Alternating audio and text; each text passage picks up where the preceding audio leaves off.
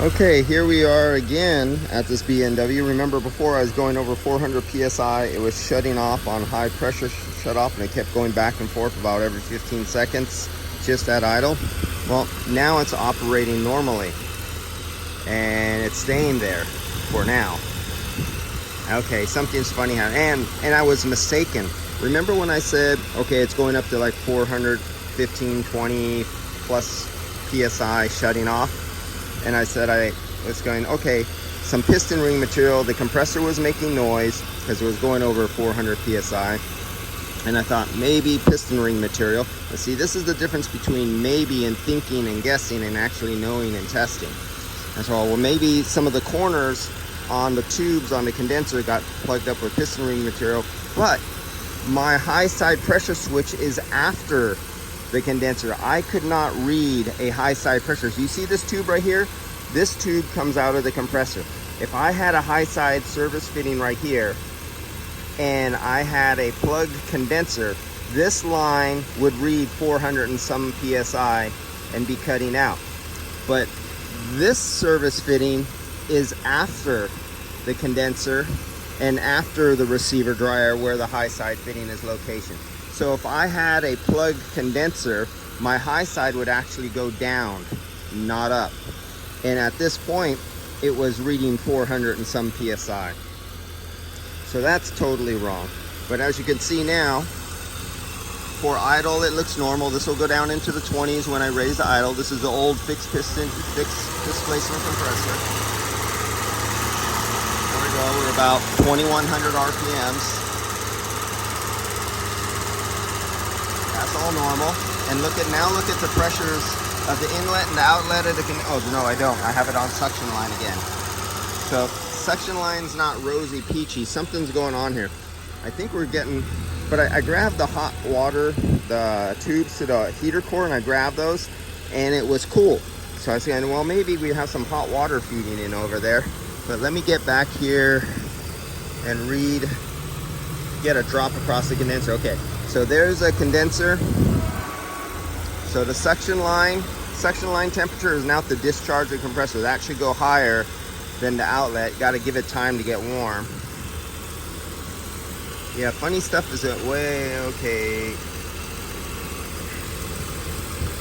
Yeah, we have some funny stuff going on here, and it's operating normally now. We have a intermittent. See, look at this. We've got condensation building up right here, nice and cool.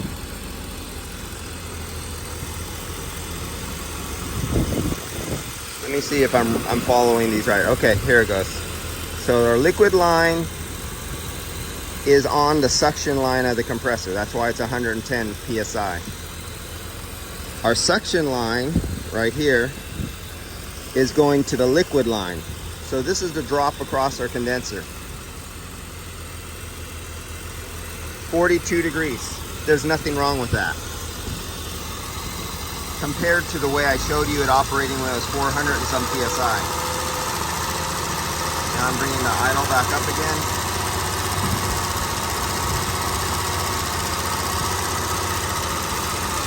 Now I checked when the pressure was going high, I thought, well, maybe the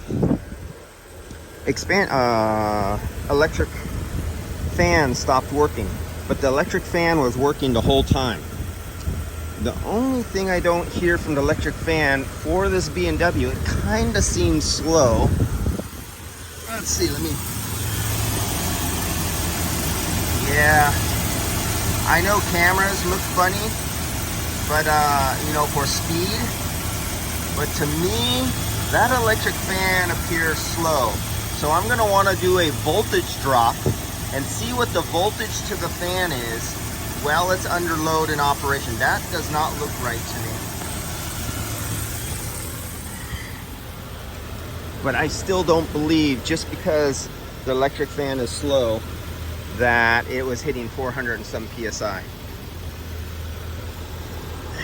Now see, I've been doing this vehicle for 20 some years. So the same exact vehicle, because this is a collector car vehicle and I'm the only one allowed to touch it. And it is now giving some funny numbers that I've never witnessed before on this car. and it was only intermittent. And, oh, here we go. Now we're starting to climb. All right.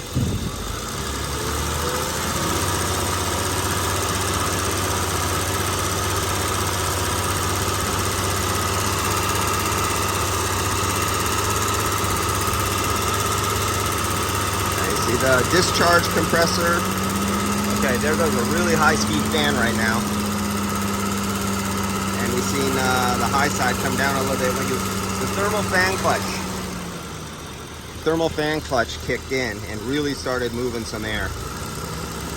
I could hear the difference in the tone, but still, we had the electric going all the time.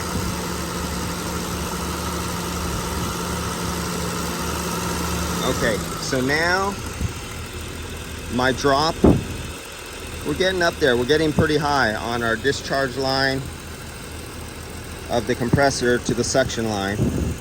I put my hands, okay, let's do this. Let's take this liquid line, which is 83 degrees. Let's put it on the other side of the receiver dryer. Let's see if we have a big drop. So it's 83 degrees. Was that with 83 degrees before? Damn, I don't remember. But it looks like there's really no difference on the suction line. Am I on the suction line? Yes, I am. I'm on the suction line. So I don't have a big drop going across like it's filled up with debris. And let me get back to my suction line and take my true suction line. Now we got a lot of look at all the condensation forming there. We have condensation. Our Apple will focus for us. There we go. We got condensation on the suction line happening.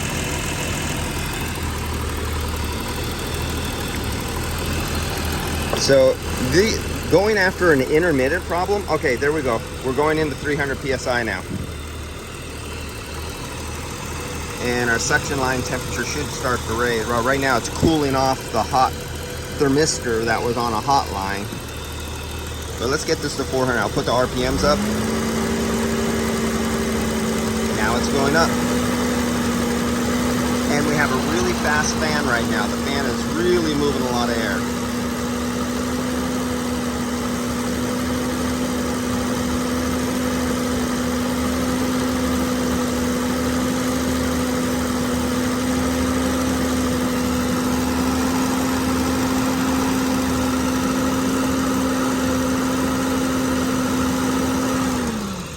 Years ago, I seen the same scenario on a BMW many years ago, and it sucks that I don't have an excellent memory for these things, but I do at least remember this. But this one, no. Okay, so I have some diagnosis to do. One thing we're going to check is the voltage going across that fan, because I believe that fan, electric fan, should be on high speed right now. Definitely. So going to have to go over that and check out why it's not going faster. My eyes tell me it's not right. All right, that'll be the next thing.